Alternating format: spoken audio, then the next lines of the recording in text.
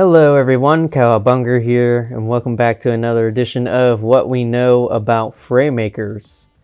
Today we are going to be talking about gameplay for the game. So we're going to be talking specifically about the gameplay mechanics of this game, as well as different options for gameplay in general. So let's sit back and let's get straight into it. So let's just say right off the bat that this game plays fairly similarly to Smash Brothers games. You have your tilts, you have your jab, you have your aerial attacks, all, neutral air, forward air, back air, down air, up air, and you have your smash attacks. So in those regards, everything's pretty much the same. You can have up to 4-player matches, and teams are an option too. So yep, that's just the standard right there, no surprise. There are grabs and throws in this game, and yes, even Orcane can grab and throw people. So there are going to be one-sided shields in this game, which is different from Smash. In Smash you have like this bubble shield that covers you entirely. In Fraymakers you have a one-sided shield where you cannot switch sides. You cannot control where your shield is covering at all. It just goes right in front of you, and shields do not break either. So that's kind of one way that they're trying to balance the fact that a one-sided shield is a bit limited in terms of protection. And if you are above the shielding player and manage to hit the back part of their head that's not covered by the shield, the hit will land. So that's going a bit more in depth into what exactly the shield will do for you. It will probably cover you in the front from most grounded attacks, but as soon as somebody tries to jump above you, and especially if somebody jumps, air dashes, does a back air, they're definitely going to hit you. It brings a different layer to gameplay for sure. The ability to be crossed up is very interesting. Next we have ledge grabbing. Again, Orcane can ledge grab, it's a miracle. Also, currently, the way the ledge works is that there is ledge hogging. So that basically means that somebody is trying to recover back onto the stage and they try to grab the ledge. You can grab the ledge and then basically stop them from grabbing the ledge. So either they'll land back on the stage or they'll just fall to their death. And there's going to be limited invincibility frames for ledge action / ledge drop to prevent stalling. That's going to be good at least. It's not going to work like something like Melee where you can kind of stall sometimes. Eventually your invincibility frames will go away.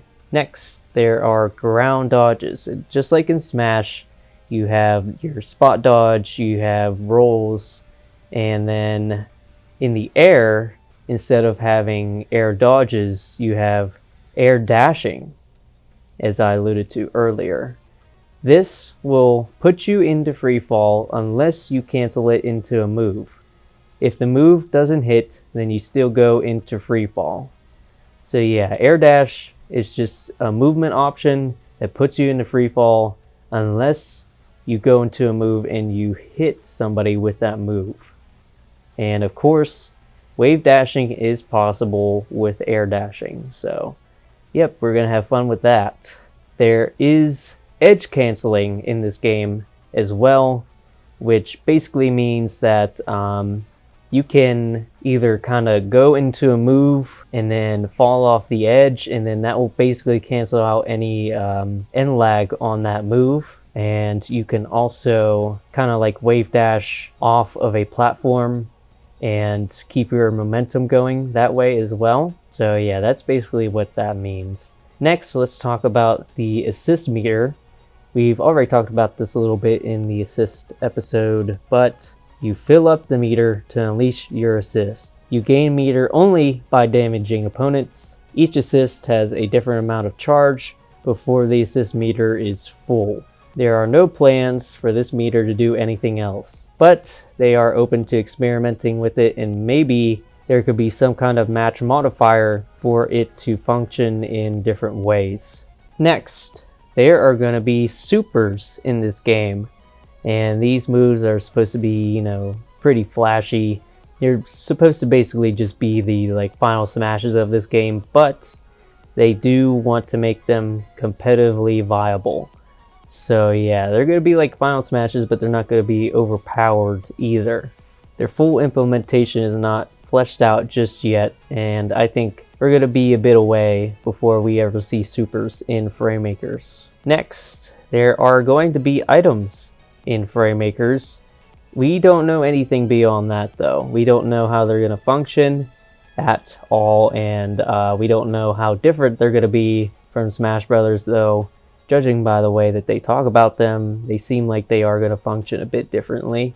So we just have to wait and see what's going on there. There is going to be DI in this game, and basically it's just the same as Smash. You have your regular DI where you can move your stick in a certain direction, and your character will move in that direction while they're getting knocked back, and if you have good DI you can stop yourself from getting killed.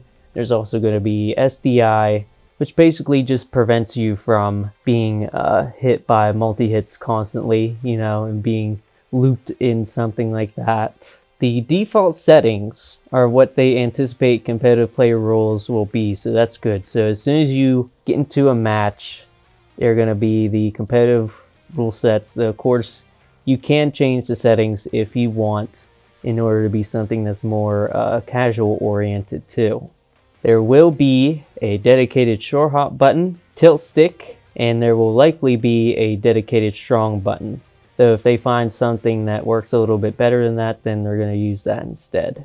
Team Fray want Fraymakers to have robust accessibility options.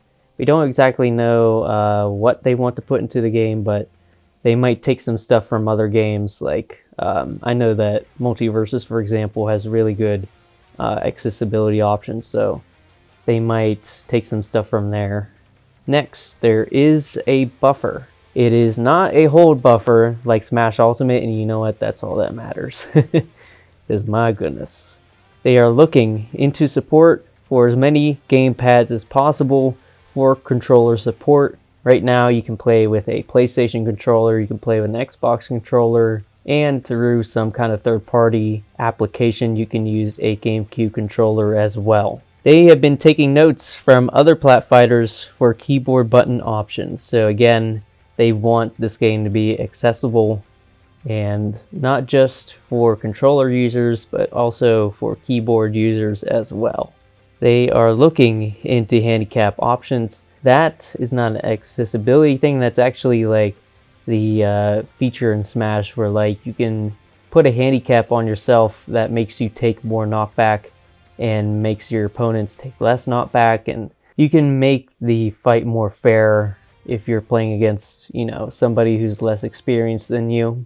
You will be able to take photos during matches, and I think replays are also confirmed as well. So there you go. Finally, there are no footstools in the game, and you know, this might be an unpopular opinion, but I hate footstools. I think they're stupid. So I'm glad personally that there's not any footstools in this game. Let the combo game be good without footstools, please. I would appreciate it. But yeah, there we go. That's all I've got for you guys today about gameplay. If you guys found this informative, then leave a like and subscribe, because I still have more of these types of videos to come out, even if the month of Fray ends, and even if this game comes out like August 1st or something, I'm still going to be putting out all the videos I've had planned for this month, so look forward to that. I've got a couple more to go, and then we'll be finished with the series, and by then we should be playing Fraymakers, and that'll be awesome. I will be seeing you guys on the next edition of this series. Bye bye.